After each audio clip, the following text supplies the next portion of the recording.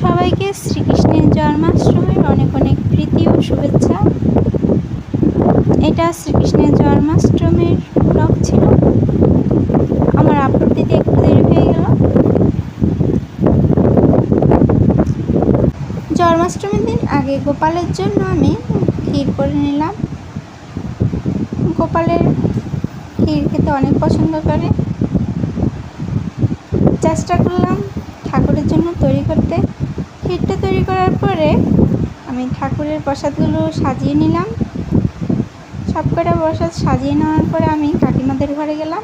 প্রসাদ গিয়ে দেখলাম কাকিমাও গোপালের জন্য প্রসাদ তৈরি করছে। তাই একটু কাকিমাকে আমার ব্লগে নিয়ে নিলাম। কাকিমা দেখাচ্ছিল গোপালের জন্য কাকিমা কী কী তৈরি করছিল।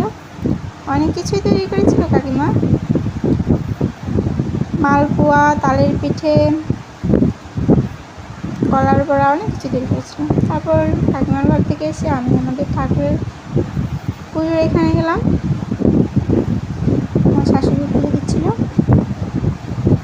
তারপরে এই যে গোপালের জন্য আমি আর পুচকুর বাবা মিলে একটা বাসি নিয়ে আসলাম। এটা কৃষ্ণের গিফট ছিল, আমার গোপাল সোনার গিফট। তারপর গোপাল সোনাকে গিফটটা দিয়ে আসলাম, গোপাল সোনার খাবারটাও দিয়ে আসলাম। পুজো দিয়ে আসার পরে গোপাল সোনার দুটো ছবি তুলে নিলাম।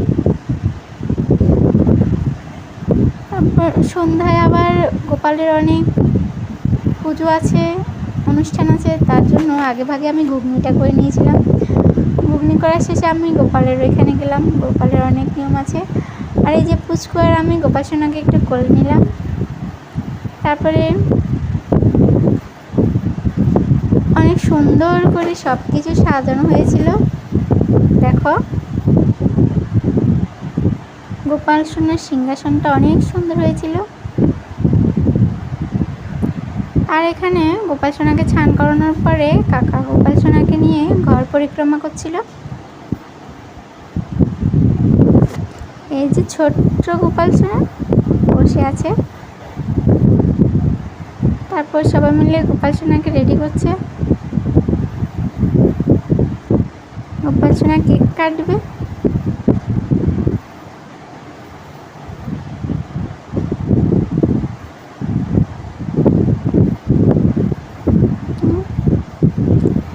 দিনটা সত্যি অনেক অনেক অনেক আনন্দের ছিল, মজার ছিল। গোপাল সোনার জন্মদিন, সেই বিশেষ দিনে আমরাও একটু আনন্দ করে নিলাম।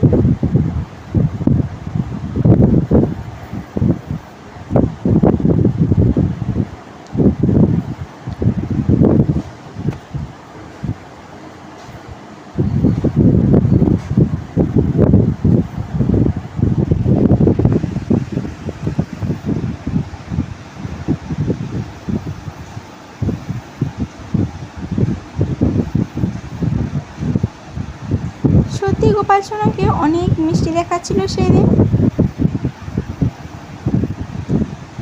আমাদের হিন্দুদের এই জন্মদিনটা আমাদের হিন্দুদের অনেক বড় একটা উৎসব। সনাতনী ধর্মাবলম্বীদের একটা বিশেষ দিন, শ্রীকৃষ্ণের জন্মদিন, শ্রীকৃষ্ণের জন্মাষ্টমী।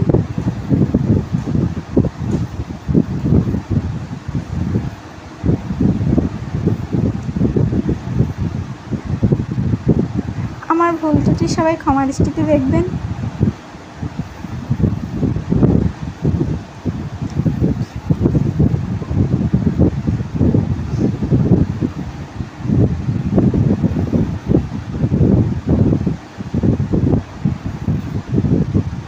একটু ঠাকুরকে ডেকে নিলাম।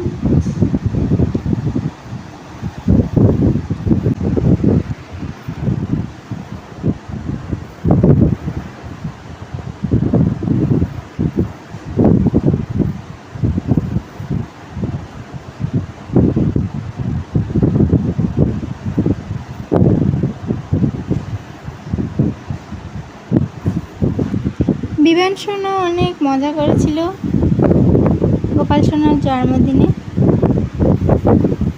আর আজকের ব্লগটা আমার এতটুকুই। সবাই ভালো